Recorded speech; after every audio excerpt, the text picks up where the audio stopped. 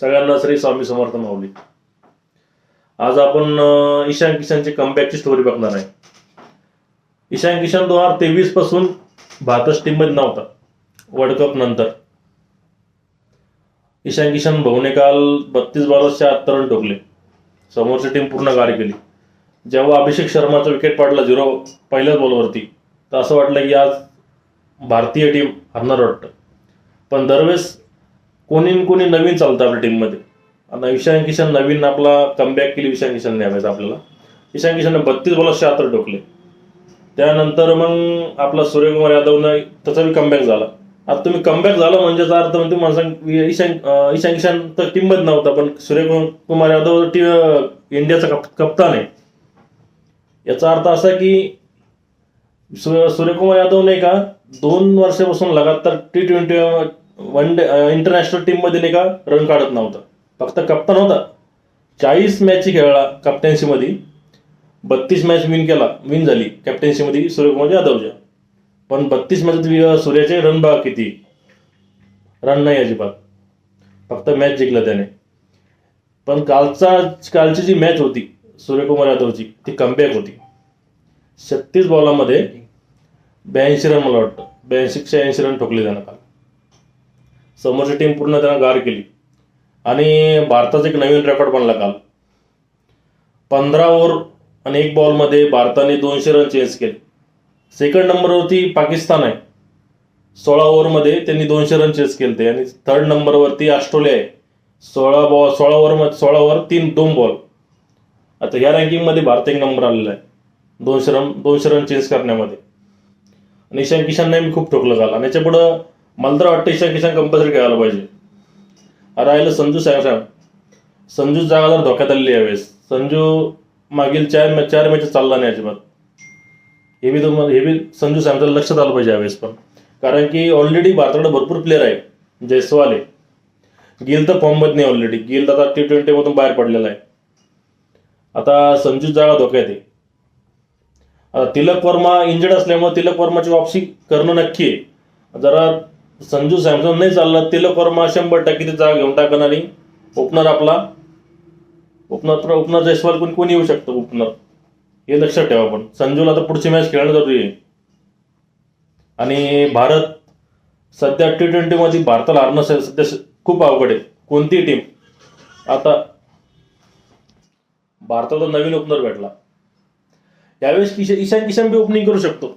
संजू जरा फ्लॉप गेला ना, ईशान किशन बी ओपनिंग करू शकतो. आणि भारतात आणखी कॅलेंडर ऍड झाला आपला हर्षित राणा. हर्षित राणा हा बॉलिंग ऑलराऊंडर आहे, पण बॅटिंग बी चांगली करू लागला. आता गंभीरचा फेवरेट आहे. इंडियाचा कोच आहे गंभीर.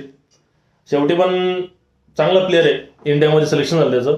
आणि चांगली बॅटिंग करतो, चांगली बॉलिंग करतोय. हळूहळू सुधारेल तो पण. आणि राहिली बॉलिंग अटॅक भारताची. मला वाटतं भारताची बॉलिंग अटॅक 7 नंबरपर्यंत आहे. Spin attack, faster. आणि भारताची बॅटिंग सुद्धा 8 नंबरपर्यंत आहे. मला वाटतं जेव्हा सूर्यवंशी एंट्री मारन तर काय खतरनाक टीम पण. सूर्यवंशी आणखी अंडर-19 खेळतोय. जेव्हा अभिषेक शर्मा आणि सूर्यवंशी ओपनिंग करन तर समोर टीमचं काय होईल. ऑस्ट्रेलिया असो, इंग्लंड असो, पाकिस्तान, आणखी भरपूर टीम आहे. हे जेव्हा ओपनिंग करन तेव्हा बाकीच्या टीमची काय हालत होईल. सूर्यवंशी तर अभिषेक शर्माच्या पुढचा प्लेअर आहे. भाऊना 10 ओव्हरमध्ये 200 ठोकून फक्त दोघा म्हणून.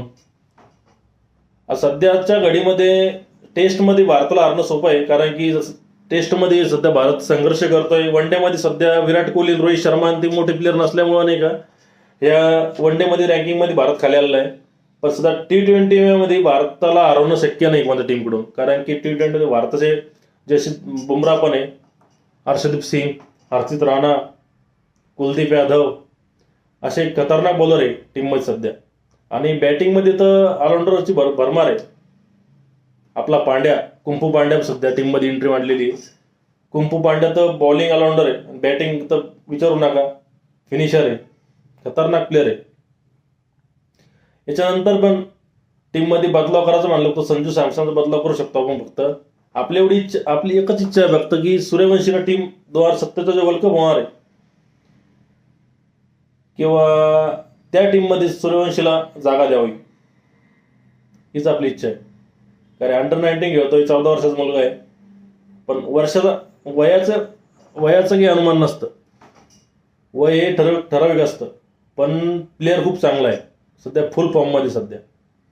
तर सूर्यकुमार यादवनी त्याला चान्स द्यायला पाहिजे टीममध्ये, कोचने, इंडिया टीमनी. अंडर 19 डायरेक्ट मेन इंटरनॅशनल टीममध्ये त्याला घ्यायला पाहिजे. आणि राहिला ईशान किशनचा कमबॅक. ईशान किशनला आणखीन चांगलं खेळणी करणं, कारण की ऑलरेडी कॉम्पिटिशन खूप वाढलं इंडिया टीममध्ये आणि बाहेर खूप प्लेअर थांबलेले सध्या चान्ससाठी. आपला गायकवाड सुद्धा चान्ससाठी तरसतोय टीममध्ये, इतकं छान खेळून सुद्धा. पण जयस्वाल सुद्धा इतकं चांगला प्लेअर असून बाहेर राहतोय.